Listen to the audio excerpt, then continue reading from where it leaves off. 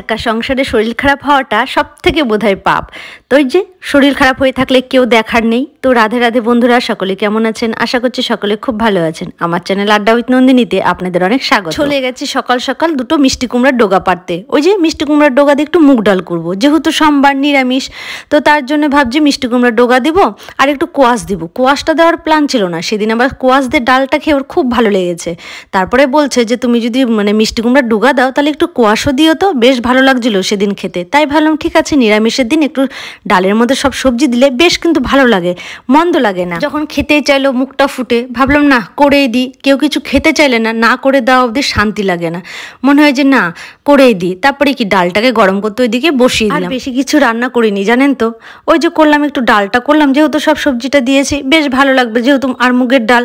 আর এদিকে আলুর পোস্ত বসিয়ে দিয়েছি, আলুর পোস্ত করব। আলুর পোস্ত কিন্তু নিরামিষ খেতেও বেশ ভালো লাগে। একটু করব পাট শাক ভাজা, আর ওই ছেলের জন্য করবো দুটো বেগুন ভাজা, তাহলে ওরও হয়ে যাবে আমাদেরও হয়ে যাবে। আর এই যে শরীরটা ভালো লাগছিল না জন্য পুরো দিন ল্যাদ খাচ্ছিলাম, কি আর করব, শরীর খারাপ লাগলেও তো করতে হবে বলুন, নিজের বাড়িরই কাজ নিজের বাড়িরই রান্না, কিছু করার নেই, মুখ বন্ধ করে সব করতেই হবে। ওই যে বললাম একা সংসারে ভীষণই চাপ, শরীর খারাপ হওয়াটাও পাপ। আর তার মধ্যে আমার সংসারে রান্না বান্না কেউ অত জানে না, আমার বড় অত রান্না পারে না, তো আমাকে যেভাবে হোক রান্নাটা করতেই হয়। বাকিটা না হয় ওই একটু দেখে নেয়, এরকম হেল্প করে, এই নয় যে হেল্প করে না, যথেষ্ট হেল্প করে। শরীর খারাপ থাকলে রান্নাটা একটু যা আমাকে করতে হয় উঠে। যাই হোক, এইদিকে রান্নাটা হোক, আর তার মাঝে দুটো খুব সুন্দর কমেন্ট আবার আজকে পড়ে নিই। তো ফার্স্ট আমাকে কমেন্ট করেছে, ইউটিউবে কমেন্ট করেছে অল অ্যাবাউট সুমো। তো সে আমাকে বলেছে ওই যে রিমা কুন্ডু দারুণ হয়েছে হেয়ার স্টাইলটা, আর হ্যাঁ বেডশিটগুলো কোন দোকান থেকে নিয়েছি, আর আমারও পাট শাক খেতে বেশ ভালো লাগে। তো থ্যাংক ইউ সো মাচ সুমো।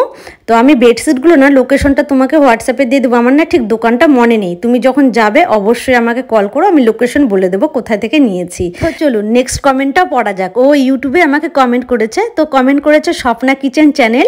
তো ও বলেছে নাইস রেসিপি আপু। তো থ্যাংক ইউ সো মাচ বোন, তোমার রেসিপিটা ভালো লেগেছে, খুব ভালো লাগলো জেনে আমার রান্নাগুলো যে তোমাদেরও ভালো লেগেছে, তোমরাও যে করে খাও, থ্যাংক ইউ সো মাচ।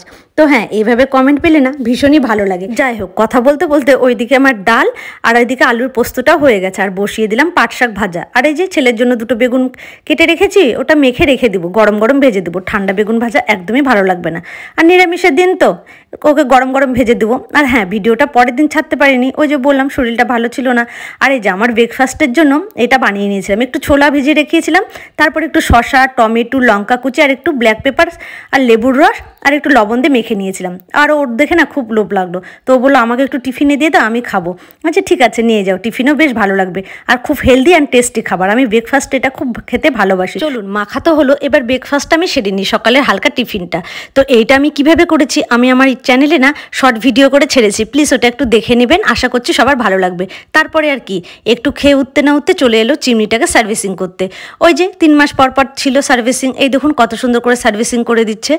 আর কি বলুন, যেদিনই শরীর খারাপ থাকবে বা যেদিনই শরীর এনার্জি থাকবে না, সেই দিনই দেখি এগুলো পরে। ওই যে কথা আছে না, হুড়ের মধ্যে গুড়ের দোকান, সেই দশা হয়ে গেছে আমার সাথে ঠিক।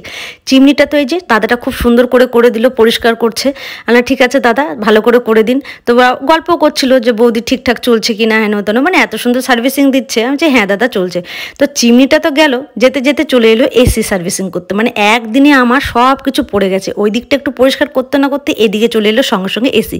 ফোন করেছে বৌদি আপনার বাড়িতে যাচ্ছি, দিদি আপনার বাড়িতে যাচ্ছে এরকম এসিটাকে সার্ভিসিং করতে। আমি ঠিক আছে আসো, কি আর বলবো, যেদিন অবস্থা খারাপ থাকে সেদিন সব দিক থেকে যেন খারাপ থাকে।